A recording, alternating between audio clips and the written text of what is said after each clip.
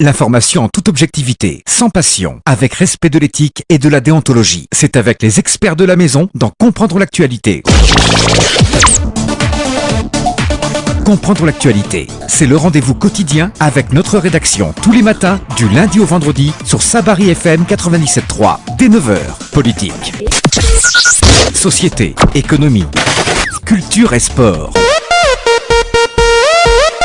Toutes les questions y sont débattues avec sérieux. Comprendre l'actualité, fini vos interrogations. Réalisation Boubacar Dienga, conducteur technique Teli Diallo pour le cadrage, Ibrahim Adas Silla Bobo et Biavougui, mais également Idrissa Bangoura. Bonjour à toutes, bonjour à tous. Merci une fois encore de nous préférer.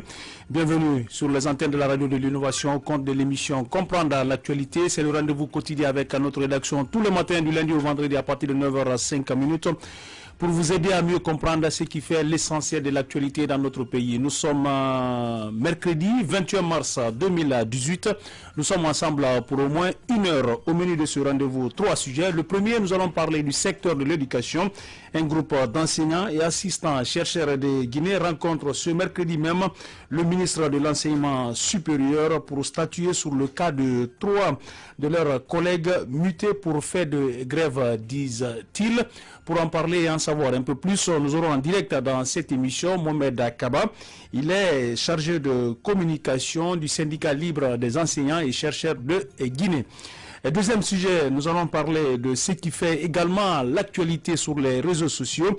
Le procureur de la République, après le tribunal de première instance de Mafanko, a ouvert un dossier judiciaire contre un certain Ibrahim Souri Kamara, résident à Dabondi. Son péché, faire une publication sur Facebook faisant état d'une réunion secrète qui se serait tenue à Serotouréa, où le chef de l'État aurait ordonné ou instruit de recruter des loubards pour s'attaquer au si grand marché de Conakry. Il a dit par ailleurs qu'il détient des preuves et des éléments sonores qui justifie sa publication. Est-il temps pour les autorités d'ouvrir une guerre sans merci contre l'utilisation exagérée des réseaux sociaux? D'aucuns parlent de la fermeture de Facebook pour un temps au nom de la paix. On en parle avec les experts. Quel est leur avis sur ce qui pourrait être des futures décisions des autorités? Et troisième et dernier sujet, le gouverneur de la ville de Conakry confirme la réception des lettres d'information pour la manifestation de l'opposition est prévue demain et jeudi. Par contre, le général Mathurin Bangoura a opposé un interdit au sitting des femmes de l'opposition prévu ce mercredi au ministère de la Justice au motif que la procédure administrative n'a pas été respectée. Faut-il craindre un risque d'enlisement de la situation?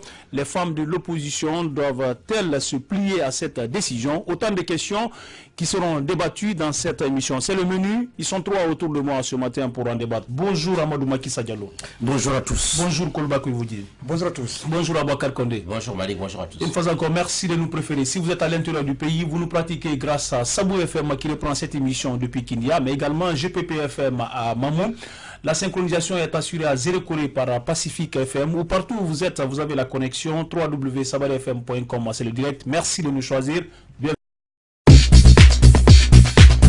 L'information en toute objectivité, sans passion, avec respect de l'éthique et de la déontologie. C'est avec les experts de la maison dans Comprendre l'actualité. Comprendre l'actualité, c'est le rendez-vous quotidien avec notre rédaction tous les matins, du lundi au vendredi, sur Sabari FM 97.3, dès 9h. Politique, société, économie, culture et sport.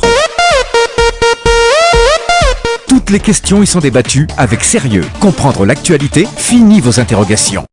Une fois encore, bonjour et merci de nous rejoindre dans cette émission Comprendre l'actualité que nous ouvrons par une brève. Vous le savez, le gouvernement a publié un communiqué hier suite à l'incendie qui s'est déclaré dans le grand marché de Madina.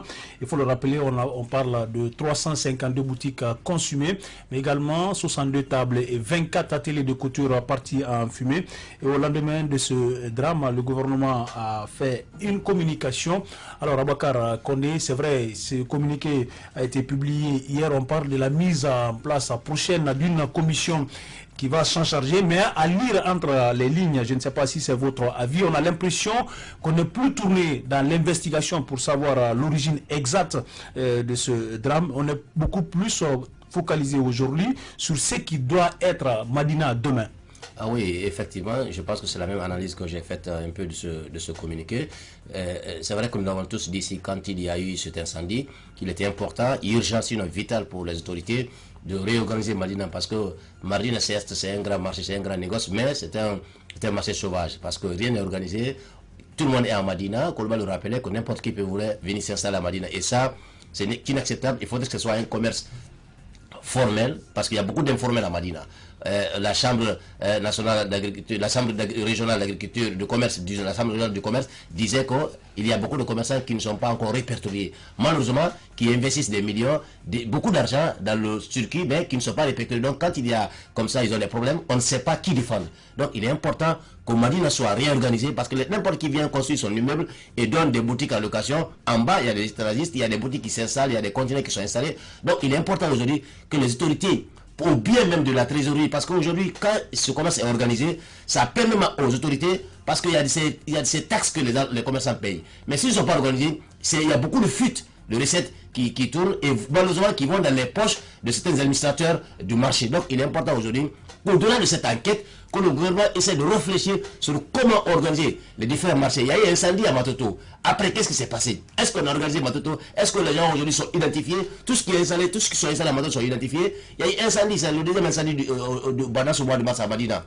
Donc il est important qu'au-delà de cette volonté de tirer au clair ou de savoir un peu ce qui s'est réellement passé, il est important de revoir la structure infrastructurelle de Madina, essayer d'organiser, construire des édifices et ensuite maintenant répertorier les gens pour que les gens puissent faire le commerce dans des conditions de sécurité et dans des conditions vraiment d'hygiène appropriées. Est-ce que vous estimez également que c'est la chose à laquelle aujourd'hui il faut penser? C'est vrai, aux premières heures quand même de cet incendie, beaucoup ont estimé que non, c'est un court-circuit. EDG est venu sur le terrain après des enquêtes, EDG a rejeté toute sa responsabilité. Mais après, le gouvernement sort un communiqué pour annoncer la mise en place prochaine d'une commission qui va travailler beaucoup plus sur une certaine réorganisation de ce marché.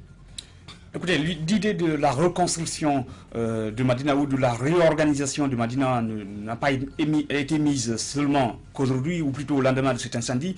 Plusieurs voix se sont élevées au niveau de certaines radios il y a bien 5-6 ans déjà pour parler de ce problème de Madina, c'est-à-dire cette difficulté d'accès, mais aussi cette manque d'organisation au niveau de ce marché. N'importe qui se retrouve au niveau du marché de Madina. Le caractère, la proximité également au niveau du marché de Madina, ça a été évoqué, comme même citait un ancien ministre de l'Habitat qui s'est illustré dans ce domaine dans le cadre de la reconstruction de Madina, mais pratiquement le gouvernement a joué au laxisme. Oui, les autorités en charge ont fait comme si ce n'était pas une priorité. Bon, écoutez, c'est cette logique en Guinée à laquelle on se livre tout le temps. C'est quand il y a un problème et puis on tente parfois de faire certaines déclarations, des exemples foisonnent dans le cadre de la circulation routière.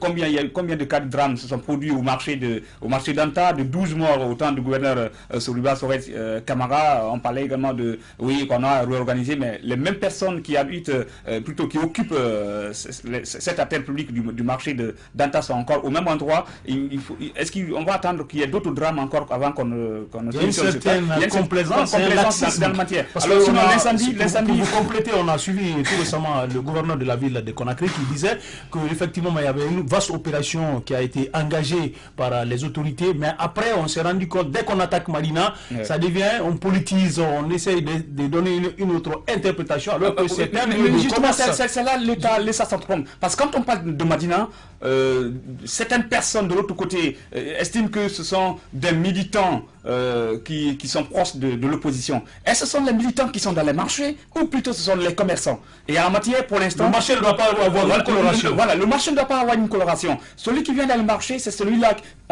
Pour moi, il y a deux entités qui se trouvent dans le marché. Il y a le vendeur et l'acheteur. C'est tout. Maintenant, si on dit, par exemple, quand on s'attaque à Madina, on va parler on s'est attaqué à une force importante de notre population. population, plutôt d'une autre ethnie ou plutôt d'une formation politique, c'est plutôt, moi, c'est une démarche que je ne comprends pas. Et à la matière, on ne sait pas aujourd'hui qui est commerçant. Parce que il est commerçant, comme le dit les responsables de la chambre de commerce, c'est celui-là qui paye sa cotisation par le biais de la carte de commerce. La plupart des gens n'ont pas de carte de commerce aujourd'hui. Ce secteur est très mal organisé.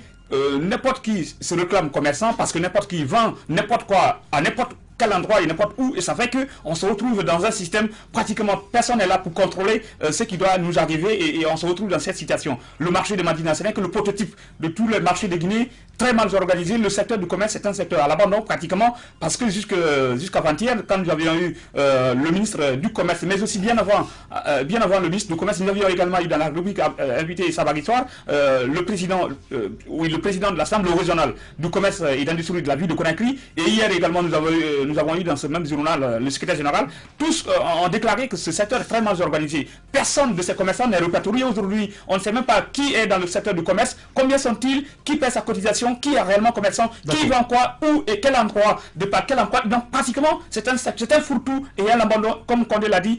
En réalité, c'est un secteur, bon, je ne veux pas dire que c'est un secteur de sauvage, mais en réalité, c'est pratiquement cela, en fait, quoi. Donc, il faut que l'on réfléchisse. Maintenant, il faut se servir d'une situation pour aider un peu, pour tenter de trouver une solution. Mais encore une fois, je pense que pour l'instant, ce n'est que des cris d'alarme, mais en réalité, rien ne va changer. Amadou Makissa, c'est vrai qu'on n'est plus dans une situation où il faut continuer à s'alarmer. Le fait, il est déjà produit et tout porte à croire, selon en tout cas les premières interventions au lendemain de cet incendie, que le risque n'est pas tout à fait écarté, qu'il faut craindre.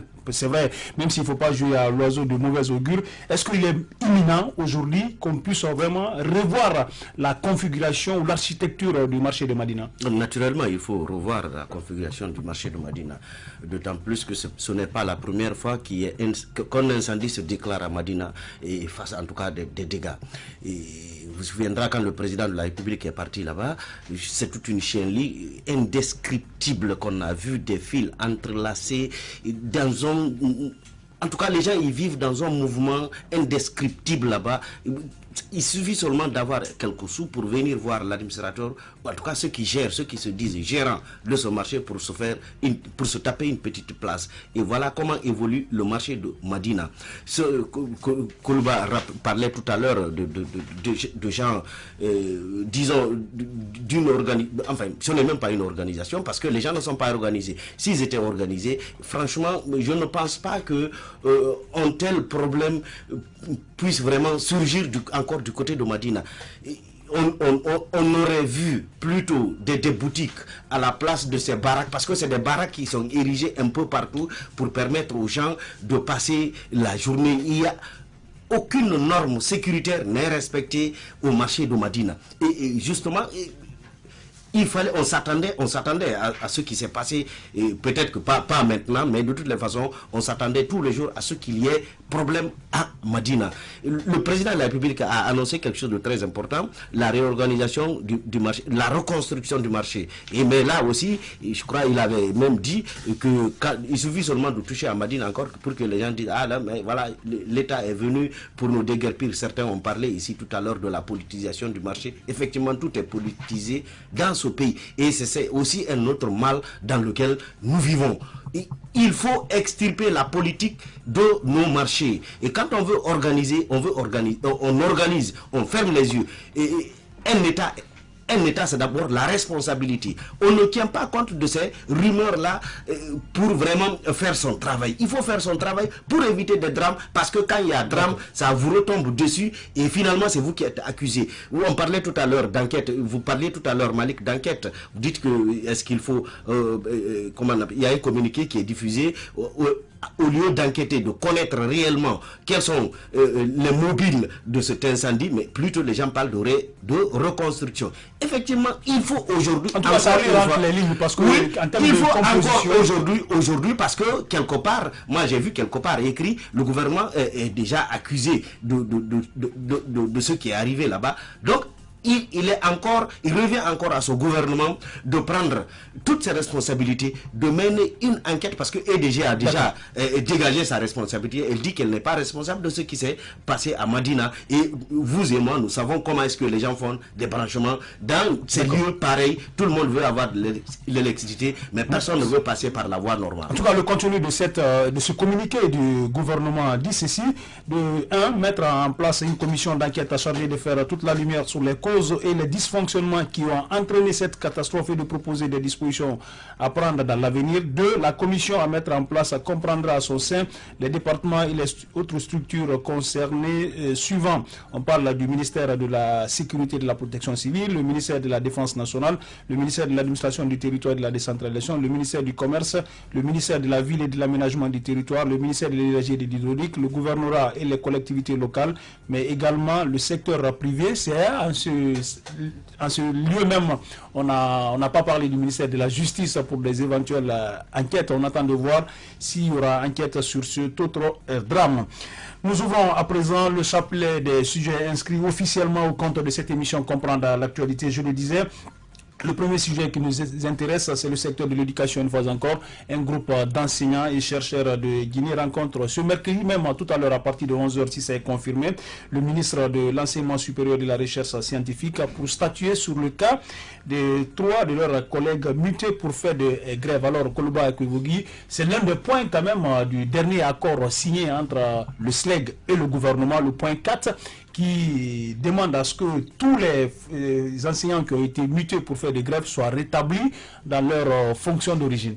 Même s'il reste à prouver que les 3 enseignants dont on parle ont-ils été mutés parce qu'ils ont observé la grève, ou plutôt ils ont été mutés par nécessité pour besoin de service. Je pense qu'en la matière, il est important qu'on écoute les responsables du département de l'enseignement supérieur. Bon, il est vrai aussi que c'est un droit, dirais-je, de la part de ces autorités de muter. Encore une fois, vous avez l'habitude de rappeler dans cette émission, quand on est fonctionnaire, l'on doit se plier à cette exigence. Le principe de mobilité. Bon, dommage, l'on se retrouve avec un système, le ténor de ce mouvement, quand il a été muté, il a tenu tête à l'État, et puis voilà, il a reconnaît toujours, mais chaque enseignant aujourd'hui, ou alors quand on est syndicat, on se dit peut-être qu'on est au-dessus des principes qui régissent la fonction publique. Je pense que je suis plutôt tourné vers cette deuxième idée, c'est-à-dire que cet enseignant très fort, heureusement pour eux, il profite de cette situation. Encore une fois, il a été muté quand? Parce qu'il faut, la période aussi doit nous permettre de savoir exactement ce dont on parle, c'est-à-dire que est-ce qu'il a été muté parce qu'il a observé la grève? Ces 3 enseignants ont-ils été mutés au cours de ces 5 semaines de grève, ou alors au cours du mois de novembre dernier, même s'il est vrai que on est dans le domaine de l'enseignement supérieur. L'enseignement supérieur n'avait pas observé la grève en novembre. Il y a eu au cours du mois de février passé quelques enseignants, je dis bien quelques enseignants, qui ont tenté d'observer cette grève qui avait été appelée par le SLEG version Abakar Souma, même s'il est vrai que l'enseignement supérieur n'avait pas en globalité respecté ce mot d'ordre de grève. Ces 3 enseignants relèvent de quelle université? Sont-ils partis en grève à partir de quel mois? Cela pourrait nous permettre de savoir est-ce que c'est parce qu'ils ont observé la grève qu'ils sont partis. Et même si eux ils peuvent penser de cette façon, mais je ne pense pas que le département, 3 enseignants dans le domaine de l'enseignement supérieur, ils sont combien? Ils sont plus de 2000 enseignants là. Je pense que en réalité c'est une certaine récupération en la matière. Est-ce qu'on peut dire qu'il y a un piège qui n'a pas été décelé par le gouvernement dans ses revendications, en tout cas dans cet accord obtenu par le SLEG Aboubacar Condé? Écoutez, on peut l'estimer, on peut tenter à penser ainsi, parce que aujourd'hui, au nom de cet accord, au nom de ce principe, tout le monde aujourd'hui peut estimer être victime, et victime de qui? Victime de l'État. Donc je pense qu'aujourd'hui, il était important pour que les autorités puissent dire, certes, au nom de ce principe, de ce droit que vous avez pour les éventualités de grève, mais il y a le principe de mobilité qui est normal dans une administration responsable. Donc, si on estime que cet enseignant-là, il y a un vide au niveau de Kankan, il y a un vide au niveau de Kindia, il y a un vide au niveau de Génécoré, et qu'il peut faire valoir sa compétence là-bas, je pense qu'il a de la responsabilité des autorités de le muter. Et je pense que personne, en tout cas si on veut être dans un état responsable, dans une administration responsable, on ne devrait pas s'opposer à sa mutation, on ne devrait pas s'opposer à ce qu'on parte servir le pays où, parce que quand on est recruté à la fonction publique, on vous dit, vous serez muté partout, le besoin se fera sentir. Donc, ce principe-là, vous l'avez accepté, vous avez intégré la fonction publique, donc quand on vous mute, je pense qu'il ne faut pas créer au scandale, et malheureusement, il y a cet accord qui a été placé, ben, tout est il est important de savoir un peu à quelle période ils ont été mutés. Ça, c'est extrêmement important. Parce que moi, je me rappelle quand même que ce groupe, à un moment donné aussi, manifestait. Mais est-ce que c'est lié à cette grève déclenchée par le SLEG? Parce que l'accord, quand même, où on veut me faire comprendre que cet accord va s'étaler sur tous ceux qui sont rentrés dans un mouvement à un moment donné. Donc, il est important pour les autorités d'abord de savoir à quelle période ils ont été mutés. Et quel est le motif de leur mutation? Est-ce qu'ils ont été mutés parce que... Oui, mais le ministère n'a pas besoin d'expliquer à ces anciens pourquoi on veut la muter, là. En opinion, on a besoin de savoir à partir de quel moment ils ont été mutés. Parce que c'est pour dire qu'on n'a pas violé, pour montrer à l'opinion que l'accord n'a pas été violé. C'est extrêmement important parce que les gens savent récupérer les choses, mais savent interpréter à leur manière. Justement, donc, à quel moment ils ont été mutés? C'est le mot, j'ai et pour l'impression quel besoin ils ont été mutés? Est-ce qu'ils ont été mutés parce que simplement ils sont indésirables à Conakry ou même parce qu'il y avait une nécessité du service? Donc tout cela là, il est important. La répétition, la pédagogie, ce sont là les pédagogues. Donc c'est important d'expliquer aux gens, montrer à l'opinion, attention, ils ont été certes mutés, mais ils ont été mutés peut-être dans la période, mais parce qu'il y avait un besoin qui se fait sentir, c'est pourquoi ils ont été mutés. Donc je pense que quand les besoins sont motivés, personne, en tout cas, si vous avez l'intention de servir ce pays-là, vous n'allez pas vous opposer à un jugement, à un acte qui est posé par la Et d'ailleurs, ces enseignants-là, ces assistants, arrêtez, ils veulent juste faire parler d'eux. Bon, on ne va pas anticiper le jugement. D'ailleurs, quand ils disent qu'ils ont observé la grève, mais l'enseignement supérieur n'a pas observé la grève, là. Ces assistants ont tenté d'observer la grève, mais en réalité, ils n'ont pas eu d'impact. Il faut le dire. Quelle est l'université qui a observé la grève? L'université la plus grande, en termes d'effectifs, on parle de 21, plus de 21 000. Je parle bien de l'université générale Lassana Conté, son Fonia, n'a pas observé la grève, là. Gama non plus. Ces assistants en réalité ont tenté, je crois qu'on avait reçu un d'entre eux dans une émission ici, et le nommé Touré qui était avant le chargé de communication du ministère de l'enseignement supérieur m'avait également contacté à maintes reprises, de tenter de l'avoir dans une émission pour parler de la grève, alors qu'en réalité ils n'étaient pas concernés, même s'ils étaient tous des enseignants, mais ils voulaient juste faire parler d'eux, et c'est une certaine récupération. Justement, c'est le mot même que je cherchais. On peut mettre ça dans le cadre d'une certaine récupération, parce que on se rappelle une fois encore que ce groupe, quand même, à un moment donné, avait manifesté quand il y a eu augmentation des primes des professeurs dans les universités, mais lié ça à cette grève, et ce qui est un peu comme un paradoxe, c'est que le nommé Mohamed Akaba qu'on devrait avoir, qui était à l'époque porte-parole de ces enseignants, est aujourd'hui le chargé de com du SLEG. Alors, justement, c'est ce qu'on dit. Voilà. Franchement, quand vous avez posé le problème, je me suis dit, mais écoutez, le dernier accord qui est signé entre le fameux SLEG et disons, les autorités, est-ce que cet accord concerne l'enseignement supérieur? Je me dis non. En tout cas, c'est le ministère de l'Éducation nationale, le ministère géré par M. Ibrahim Khalil Konaté, ces enseignants-là qu'il gère, cet accord n'engage que ces enseignants-là, ou en tout cas le SLEG, disons, c'est subordonné, comme on dit comme ça vulgairement.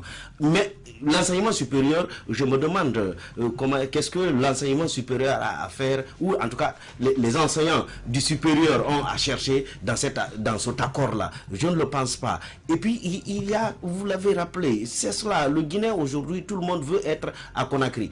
Et je pense que les institutions d'enseignement supérieur à l'intérieur du pays sont toutes dans des grandes villes. Et les assistants il est aujourd'hui, franchement, impérieux, il est aujourd'hui nécessaire que les Guinéens se plient à la loi. Mais quelque part, quand on voit comment on appelle ça, comment l'État gère la situation, en tout cas qui prévaut actuellement, nous venons de sortir d'une grève, on a vu comment l'État a géré cela. Certainement, c'est vu cette situation, peut-être vu la flexibilité de l'État, vu un peu, je dirais même la faiblesse de cet État, c'est pourquoi les gens haussent le ton par-ci, par-là, pour demander ce qui ne devrait pas être. Franchement, parce que ça, c'est de l'extraordinaire. non, Koulouba, disons le mot, c'est de la foutaise. Ouais. Quand on est fonctionnaire, on doit vraiment se soumettre à certaines obligations. On doit servir. Quand on a accepté d'intégrer l'enseignement, que vous soyez à Conakry, Kindia, Kankan, Labé, Kourous, en tout cas, partout où il y a des institutions d'enseignement supérieur, on doit vraiment se plier à ces exigences parce que ça fait partie. On vous fait lire quand on intègre la fonction publique, on vous le dit carrément.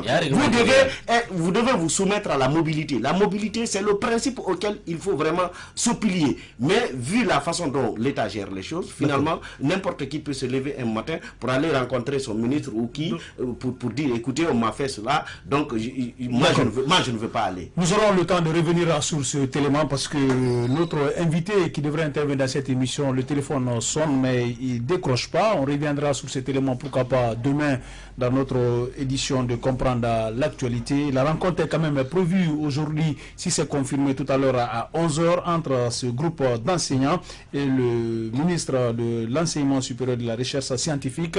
Nous observons une courte pause. On revient dans ce studio pour la suite de cette émission. Nous allons parler de ce dossier judiciaire ouvert par le procureur de la République près le tribunal de Mafanko contre Sieur Ibrahima Sori et Kamara résident d'Abondi. L'information en toute objectivité, sans passion, avec respect de l'éthique et de la déontologie. C'est avec les experts de la maison dans Comprendre l'actualité. Comprendre l'actualité, c'est le rendez-vous quotidien avec notre rédaction tous les matins du lundi au vendredi sur Sabari FM 97.3 dès 9h. Politique, société, économie, culture et sport. Toutes les questions y sont débattues avec sérieux. Comprendre l'actualité, fini vos interrogations.